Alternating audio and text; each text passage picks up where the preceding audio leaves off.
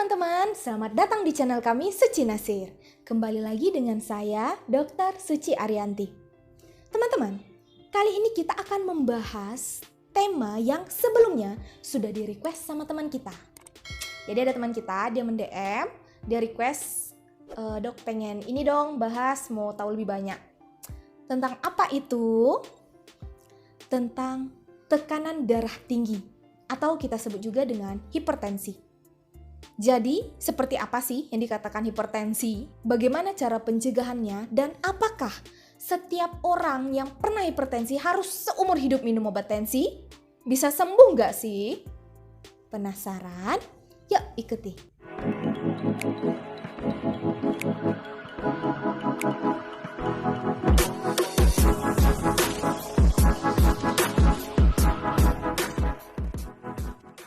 Teman-teman, tahu nggak sih? Kalau hipertensi atau tekanan darah tinggi ini adalah pembunuh yang diam-diam. Karena penyakit ini dia sering tanpa gejala. Jadi badan kita fit, gak ada keluhan, tapi ternyata ada hipertensi. Karena hipertensi ini dapat menimbulkan komplikasi seperti serangan jantung, gagal ginjal, stroke, sampai kematian. Yang dikatakan memiliki tekanan darah tinggi itu jika kalau usia kita 13 tahun sampai 50 tahun didapatkan tekanan darahnya itu 140 per 90 mm air raksa atau lebih. Kalau usia di atas 50 tahun itu didapatkan tekanan darahnya 160 per 95 mm air raksa atau lebih. Jadi kalau udah di atas ini dikatakan memiliki riwayat tekanan darah tinggi. Tekanan darah tinggi itu dikelompokkan menjadi dua macam, yaitu ada yang primer dan sekunder. Kalau yang primer itu tidak diketahui penyebabnya. Tiba-tiba udah tekanan darah tinggi aja. Sedangkan kalau yang sekunder itu seseorang memiliki penyakit tertentu sehingga timbullah hipertensi. Misal, dia ada gangguan ginjal, atau adanya kelainan hormonal, atau ada mengkonsumsi obat-obat tertentu sehingga tensinya meningkat. Bagaimana sih pengobatannya? Jadi teman-teman, memang kalau seseorang itu mengalami hipertensi, itu memang harus minum obat tensi seumur hidup. Tujuannya agar tekanan darahnya itu terkontrol. Jadi, kalau misalnya dengan dia minum obat, tekanan darahnya itu di bawah 140 per 90, contoh yang usia 13-50 tahun ya, itu berarti tekanan darahnya terkontrol. Maka resiko dia untuk kena penyakit seperti yang disebutkan tadi, stroke, jantung, atau yang lainnya, itu resikonya sama seperti orang yang sehat.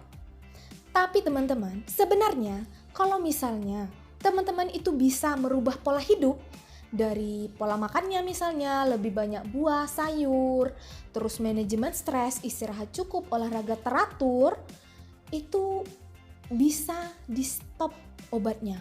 Bagaimana caranya? Misal nih, kalau misal tensinya itu datang tinggi sekali, 180, 170, itu saya lebih menganjurkan minum obat tensi dulu. Ketika dia mulai turun, misalnya udah mulai normal atau 140, 130, ubah pola makannya, ubah pola hidup sehatnya. Mungkin boleh dicoba selama 1 minggu, tetap pola hidup sehat, tapi dicek 1 minggu kemudian, terkontrol nggak tensinya?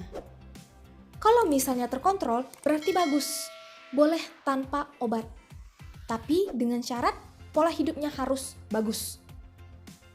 Tapi teman-teman, kalau ternyata sudah nih, kita udah makannya sehat, istirahat cukup semua, dicek seminggu kemudian, tensinya masih tinggi, tidak terkontrol, berarti teman-teman butuh minum obat tensi. Jangan dipaksakan, bisa dengan pola hidup. Karena setiap orang itu tubuhnya berbeda. Inti dari sakit tensi itu adalah tensinya harus terkontrol. Nah teman-teman, bagaimana sih cara pencegahan dari hipertensi itu? Pertama, konsumsi makanan-makanan yang sehat. Yaitu kita perbanyak buah, banyak sayur, yang berlemak no. Oke? Jeroan, goreng-gorengan, santan, rendang, gulai, junk food tak boleh ya. Yang kedua, kurangi konsumsi garam. Kenapa? Garam itu dia bersifat menyerap cairan. Kalau banyak garam yang kita konsumsi, cairan yang kita minum itu akan lebih banyak terserap di tubuh, tidak banyak dikeluarkan. Banyaknya cairan di tubuh pembuluh darah melewati jantung itu akan memperkeras, mempersulit kerja jantung untuk memompa, sehingga tekanan darah jadi meningkat. Yang ketiga, kurangi konsumsi kafein seperti teh atau kopi. Yang keempat, sulit tapi harus berhenti merokok.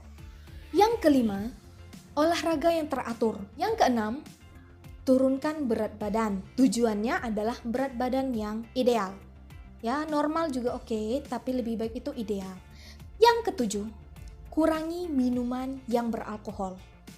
Yang kedelapan, hindari minuman yang bersoda. Oke teman-teman, itu tadi sedikit informasi dari kami. Mudah-mudahan dapat bermanfaat ya untuk teman-teman semua. Kalau misalnya masih ada yang bingung, ingin ditanyakan, kritik atau saran, atau mau request nih kita mau bahas tentang apa, silahkan tulis di bawah ya. Sekali lagi teman-teman, jangan lupa like, share, komen, dan subscribe. Bye-bye teman-teman.